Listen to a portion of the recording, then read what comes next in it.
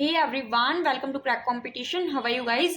I hope you all are good. So before we start with the video, don't forget to subscribe our YT channel Crack Competition for bank and government exam preparation. Okay. So guys, olive board का आज मैंने next 7 number mock test लगा लिया है. सो आपको पता ही है daily के मैं स्कोर कार्ड शेयर कर रही हूँ.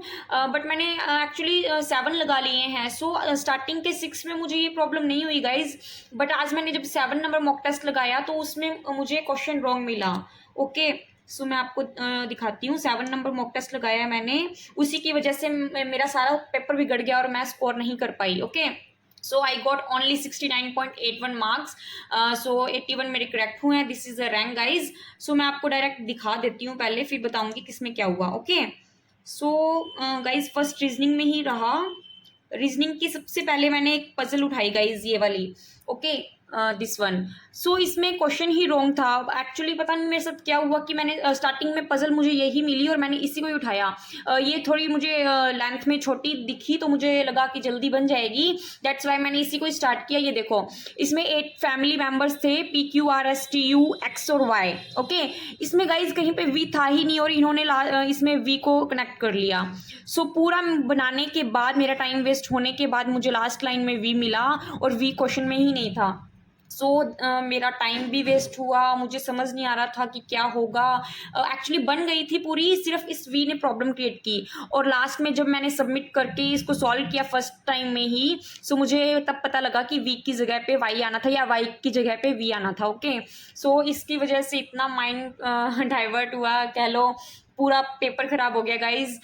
वो कहते हैं ना, मैंने कल भी वीडियो में बताया था कि अगर आपकी स्टार्टिंग ही नेगेटिव से हो रही है, आपके माइंड में नेगेटिव कुछ भी आ गया है स्टार्टिंग के 10 मिनट्स में, तो आपका पेपर खराब होना 90% चांसेस है उस चीज़ के. ओके सो वही मेरे साथ हुआ गाइज. मेरे माइंड में वही चल रहा था. सो मैं कुछ और बना ही नहीं पा रही थी. सो मैं आपको शेयर करती हूँ.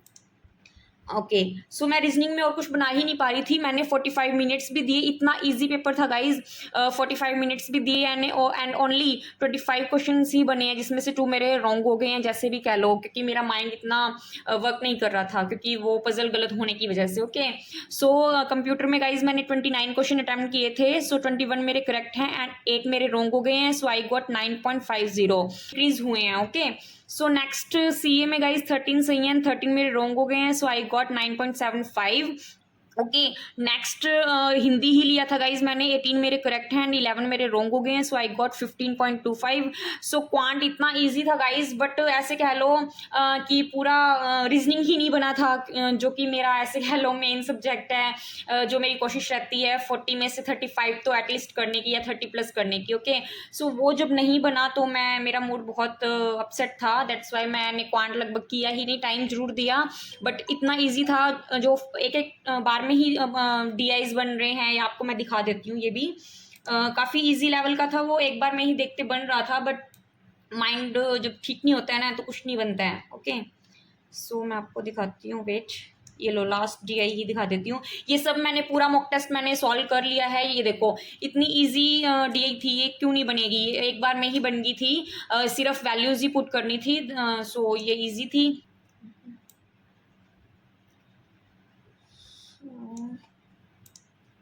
ये DI थी, इसमें भी कुछ नहीं था, वैल्यूज ही रखनी थी एंड आंसर आना था. सो गाइज जितना भी मॉक टेस्ट था इजी था, मैंने पूरा सॉल्व कर लिया है. इसमें कंप्लीट में से 3 to 4 क्वेश्चंस मुझसे नहीं बने एक बार में. बाकी सब एक बार में बनने वाले थे. बस उस पजल की वजह से सब गड़बड़ हुई, अदरवाइज नो प्रॉब्लम. बाकी ठीक है, जिसको लग रहा है कि यार कम ही है या जैसे भी जो भी कुछ सोच रहा है, तो इससे मुझे फ़र्क नहीं पड़ता. मेरे मार्क्स कम आए हैं फिर भी कोई फ़र्क नहीं पड़ता. मैंने पहले भी बताया था, मेरे मार्क्स अगर किसी सब्जेक्ट में 0 भी रहेंगे तो भी मैं शेयर करूंगी. और मैंने लाइन वाइज फर्स्ट से लेके अपने सारे मॉक टेस्ट शेयर किए हैं. रुको मैं दिखाती हूँ. वेट, ये देखो. सो लाइन वाइज आप देख लो. ये मैंने सब की वीडियोस बना के अपलोड की हुई है. आज जितने भी कम आए हैं उस पजल की वजह से हुआ है. सो गाइज स्टार्टिंग के 10 to 15 मिनट उसी सब्जेक्ट को देना जो आपका बहुत स्ट्रॉन्ग है. सो मेरा रीजनिंग स्ट्रॉन्ग है, नो इसमें कोई भी डाउट नहीं है. बट वो पजल गलत होने की वजह से ये सब गड़बड़ हुई. अदरवाइज पूरी रीजनिंग बन रही थी गाइज. एक बार में मैंने कंप्लीट कर ली थी एग्जाम सबमिट होने के बाद. बट उस टाइम पे जब एग्जाम चल रहा था, उस टाइम पे मेरा माइंड वर्क नहीं कर रहा था उस पजल की वजह से। ओके, सो एनीवेज जो भी था आपके सामने है। लास्ट के 9th नंबर मॉक टेस्ट अभी ओपन हुआ है, पहले ओपन नहीं था। सो एग्जाम से पहले कोशिश रहेगी मेरी ये तीनों मॉक टेस्ट भी मैं लगा दूं। ओके, सो आप लोग भी बताना आपका स्कोर क्या रहा, बाकी कुछ पूछना हो तो पूछ लेना। Thank you and all the best guys.